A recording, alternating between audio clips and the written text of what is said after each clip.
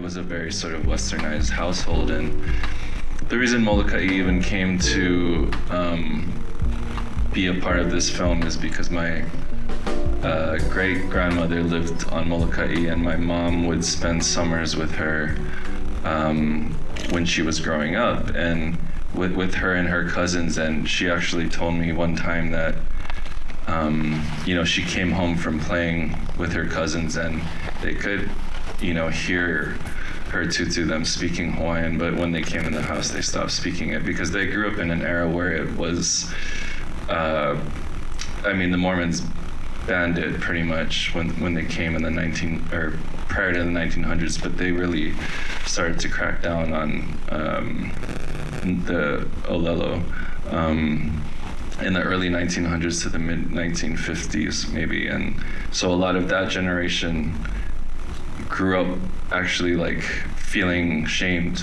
to speak the language and having to bury it, it's such a tragic thing. And we're in a great moment now in Hawaii because it's really come back in a really incredible way with so many charter schools now where kids are, speaking Olelo from the time they enter, and it's a really cool moment for that. And the daughter, wanting to learn Pidgin, I care a lot about. I think Pidgin's a really beautiful kind of dialect in its own way, and that's something else that I think when we were growing up we felt like we were almost made to be ashamed of it, and you're supposed to speak proper English. So yeah, there is that parallel there, and that duality is really interesting. And I care a lot about how Pidgin is represented because in so many films and TV shows that take place in Hawaii, they oftentimes when they have characters who are local and are speaking Pidgin, it sounds pretty bad. So thankfully that in casting these actors, that was really important, to have it feel like they were natural Pidgin speakers and could act in Pidgin, or when they're acting speak Pidgin. That sounds good on screen, because even there's people who speak Pidgin like in their normal lives, but when they audition, for some reason it becomes this cartoonish thing. So yeah. Are there any questions from the audience? In white, way back there? So the letter that he writes to his son, is there acting There's something there, but we felt like it'd be more, I felt like it'd be more compelling if that was just for him. And for myself, I really love films where you can kind of project your own feelings and perceptions onto the characters at times, and with the letter, I think it's something you can kind of, I've had a lot of different opinions about what that might have said, and I really enjoy that. So yeah. Well, I have a follow-up question, because there were two letters. There was a letter his mom wrote that you also didn't let us know what was in the letter. So I guess I'm also curious, do you know what's in the letter? I do, yeah, but that's all we need to know. But also, Holden's reaction, Kainoa's reaction, I think is so beautiful. Like, you can really, it's a rich text, I'll just say that, just in his expressions, so. Yeah. I have to ask about the ending. I don't know about you all, but it gutted me. Because at this point we've been through it with Kainoa and his son, and finally getting to his mom's house, finally reaching this moment together. There's this kind of like double will he or won't he? Like, will he stay on the path and stay out of prison? Will his son finally repair a relationship with him? And in the end, he's talking to the horse, and he says the line, "I will be back." And it's him talking to a figure that was in his dreams, right? So I was wondering if you could tell us about that incredible scene and that line a little bit more. I would love to know more about that moment.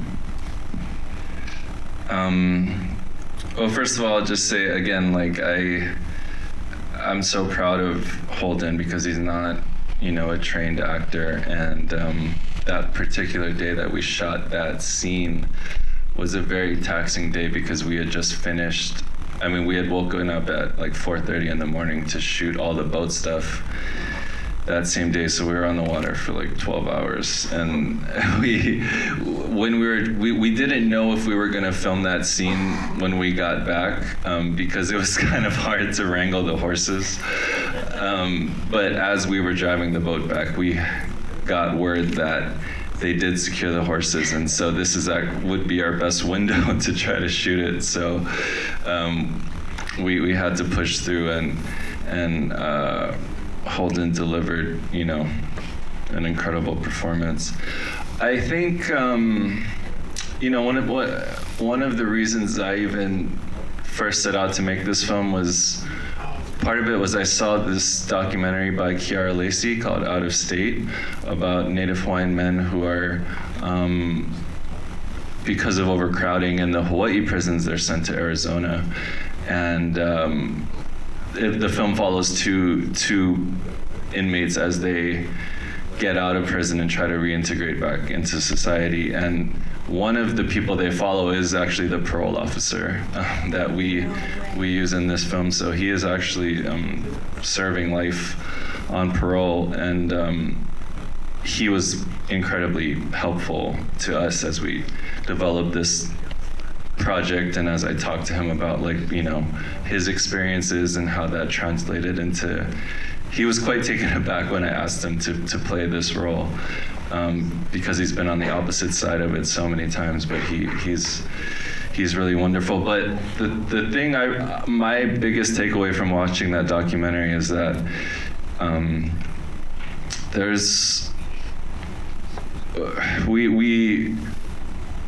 it's easy in society, I think, to judge people who have gone to prison, but they're not their worst moment.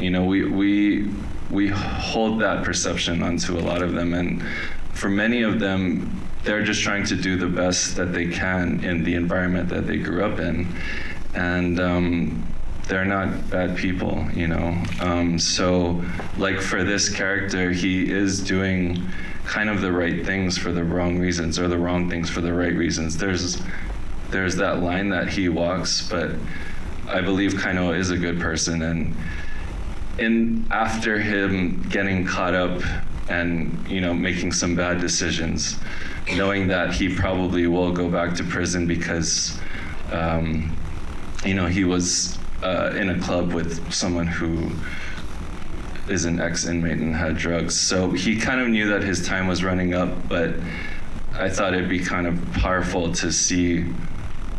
It's a powerful gesture to try to use that limited time to take his son back to Moloka'i and reconnect him with his roots and his grandmother. And I don't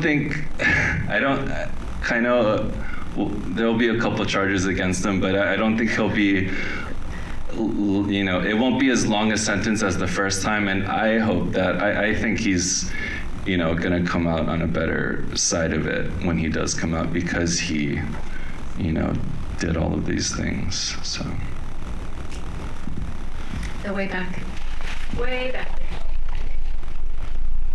Yes, at the beginning of the film, there was a logo of your film company, and it looked like almost like a Japanese kanji where it came down, and I don't know, did that logo stand for something, or was it a Hawaiian? You may be referring to Significant Productions logo. They were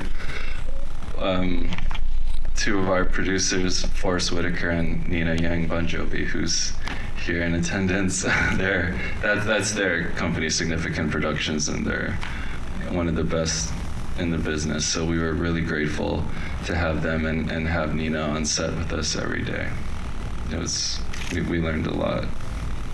It was just an interesting logo because there's a Japanese kanji, which is a brush stroke called inshaw, where the brush stroke is very thick at the beginning and it kind of thins out and becomes a circle, but it doesn't touch, because that represents our life, where it's very thick and then it kind of thins out like we all get old and stuff. That's really beautiful. I mean, they had a couple different logo title introductions, but you know, she felt like that would be the most fitting one, and probably for the reasons that you just mentioned.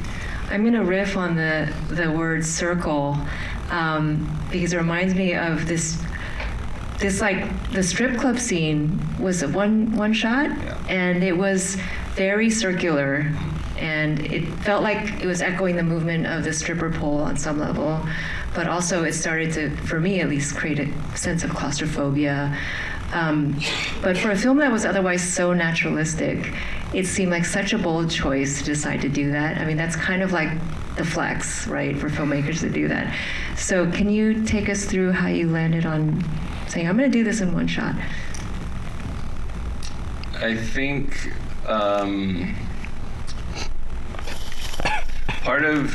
I think we like the idea of it feeling a little jarring. As you say, it is so naturalistic and almost stoic at times. So, you know, at that juncture in the film, Kainoa is already kind of on his downward descent. So we really wanted to heighten that feeling, and the circles, as you say, it's kind of really illuminates that downward spiral. In the white back there? Did that picnic table boat already exist? That's a great question, and one of my favorite things watching it with audiences is the cut to that shot that usually generates a pretty good response because it's so out of the blue. But yes, it already exists. That's how the actor who plays the fish pond keeper, Ua Ridi, he works at that actual fish pond Kawainui in Moloka'i, and so that's how he had built that rig basically to, you know, travel across the pond and maintain the gates. So yeah, it's a pretty great. It was a pretty great ride. Yeah. Hi, I was wondering, like, I know you had like the actors, but there was a lot of extras also. And I always talk to my students and other folks, how is it like working with aunties and uncles and trying to get them into the acting mode or getting your vision across when you're also playing the politics of respectability, but you're also doing, you know, trying to portray Kanaka Maoli culture very, like, vividly, but they're also the aunties and uncles who might be, you know, a little rowdy at times. Yeah, well, my mom is actually in a very small scene.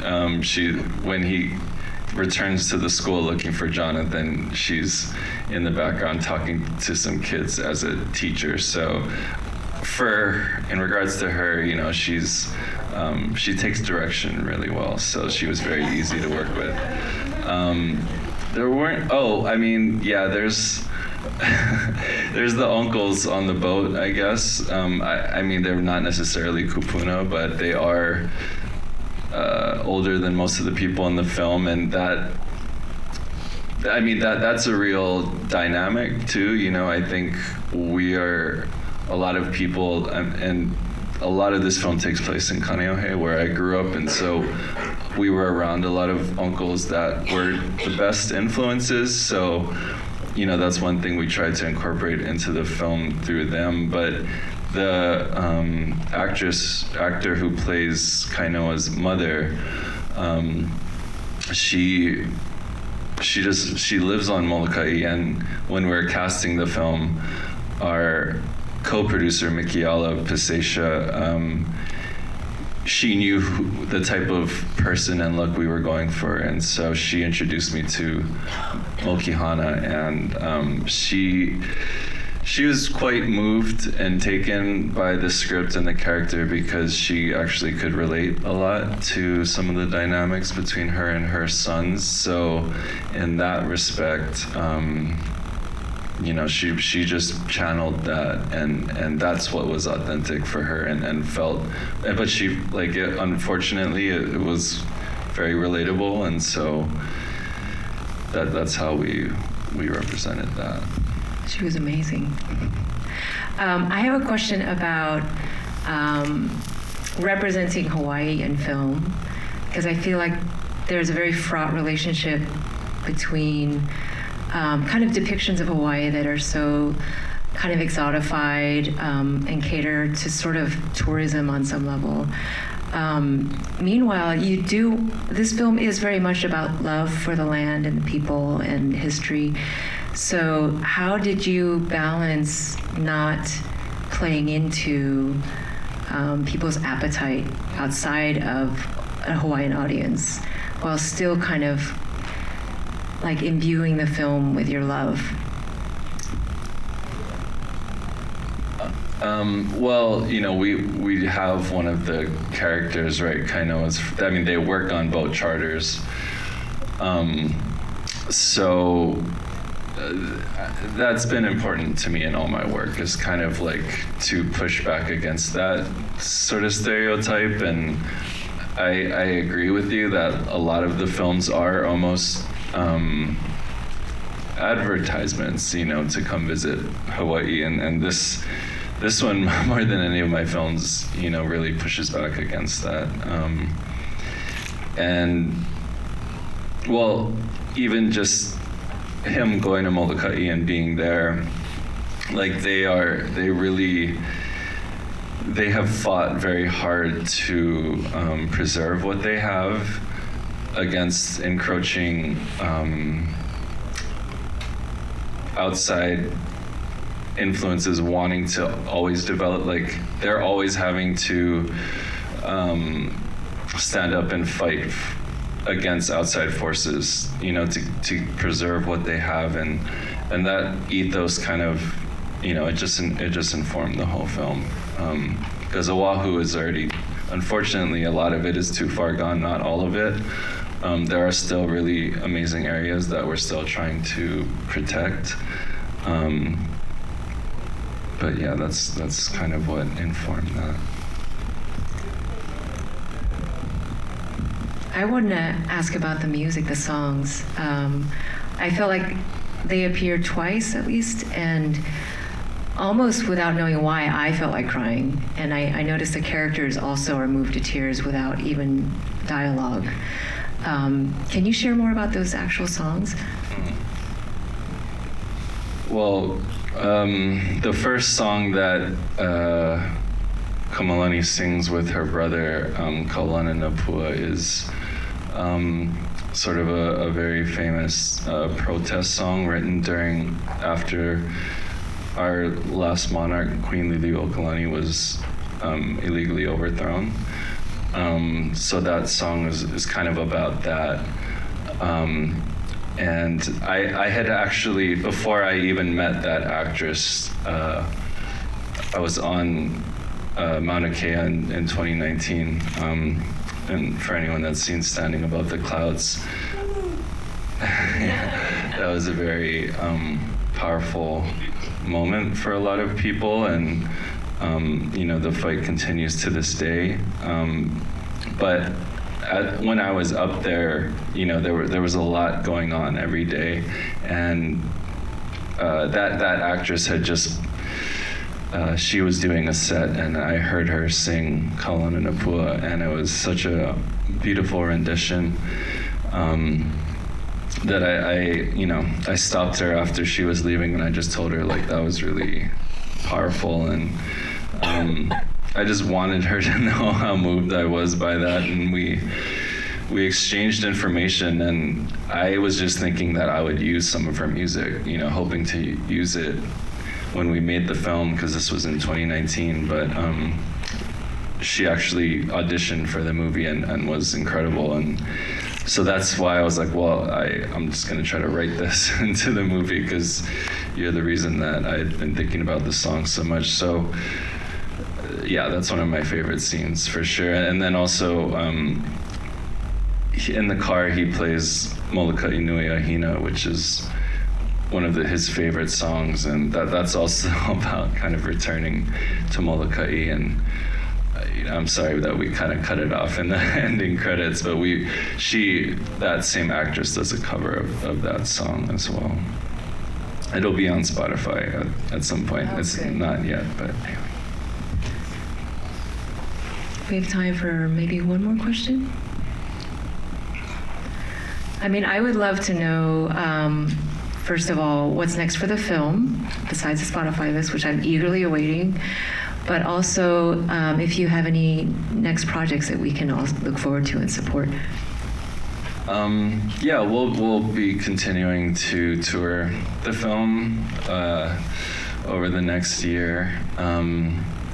And for myself, I'm writing a local basketball story about the Chaminade men's basketball team, specifically the team in 1982 that beat Virginia, who was ranked #1 at the time, and it's still regarded as one of the biggest upsets in college sports. So yeah, I love basketball, and it's a really cool story. So That sounds amazing.